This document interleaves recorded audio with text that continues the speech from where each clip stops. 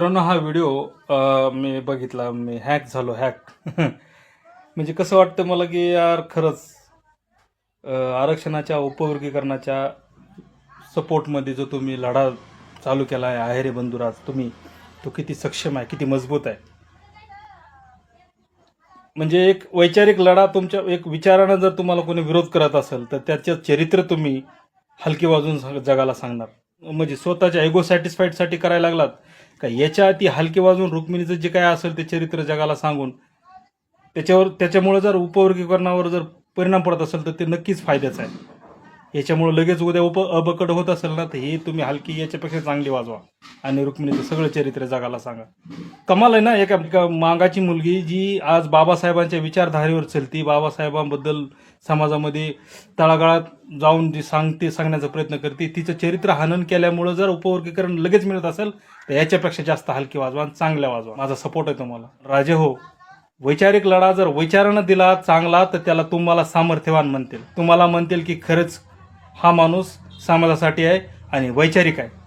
जर तुम्ही पर्सनल आयुष्यावर बोलून जर डांगडिंग करत असाल, या तुमचा कमकुवतपणा दिसतोय.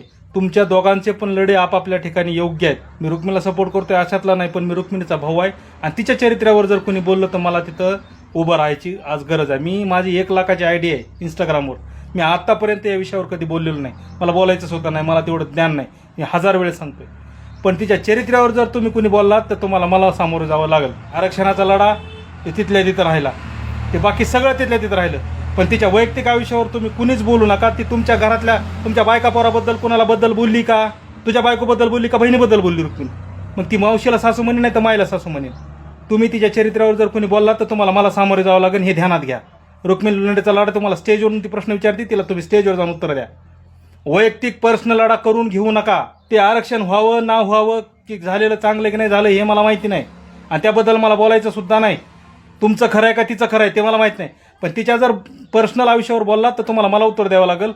माझी ती 1 लाखाची आयडी गेली तरी मला घेणे देणार. मी आतापर्यंत त्याच्याबद्दल बोललो नाही, पण माझे मायबापा माझ्या तोंडात शेण घालायला लागलेत बरं का. आणि श्रीकृष्णानं त्यांच्या बहिणीसाठी काय केलं हे तुम्हाला सांगायची गरज नाही भगवद्गीतेमध्ये बरं का.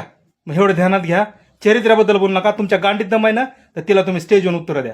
आणि महाराष्ट्र एक राहावा म्हणून आहे सगळे हे तुम्ही आम्ही. आपलं भांडणं करायची गरज नाही ना, भांडणं करायला आपण पुरणार बी नाहीत. आपल्या लेकरा बाळाचे आना पाण्याचे वांदे तिथं, हे ध्यानात राहू द्या.